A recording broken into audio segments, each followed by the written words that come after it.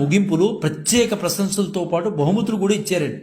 చిత్రాంగి, మధురవాణి, శకుంతల, దేవయాని, ముర, మల్లమ్మదేవి, చండిక, సుభద్ర, సైరంధ్రి వంటి ప్రముఖ స్త్రీ పాత్రలన్నింటినీ ధరించి మెప్పించి మేటి రంగస్థల కళాకారుడు స్థానం నరసింహారావు గారని మనం గొప్పగా చెప్పుకోవచ్చండి. ఈ విషయంలో మాత్రం ఒక తెలుగువాడు ఇలా మెప్పించగలిగి జనాలందరినీ కూడా నాటక రంగాన్ని కట్టిపడిస్తాడు. ఆ రోజుల్లో ఎక్కడికి వెళ్ళిపోతుందో ఈ నాటక రంగం నాశనం అయిపోతుంది. అంతకు ముందు తరాల వాళ్ళు బాగా నటించారు, ఒక తరంలో గ్యాప్ వస్తుంది అనుకున్నారు. కానీ స్థానం నరసింహారావు గారి విజృంభణతో నాటక రంగం మళ్ళీ జీవించింది. ఎక్కడికి వెళ్ళినా స్థానం వారి పేరే, ఎక్కడికి వెళ్ళినా స్థానం వారి ఆడవేషం గురించి చర్చలే, అలా ఆసక్తికరంగా చెప్పుకునేవారండి. అబ్బాబ్బాబ్బా, సత్యభామ క్యారెక్టర్ అంటే స్థానం వారే, స్థానం వారంటే సత్యభామ క్యారెక్టర్, ఇదే మాట్లాడేవారు.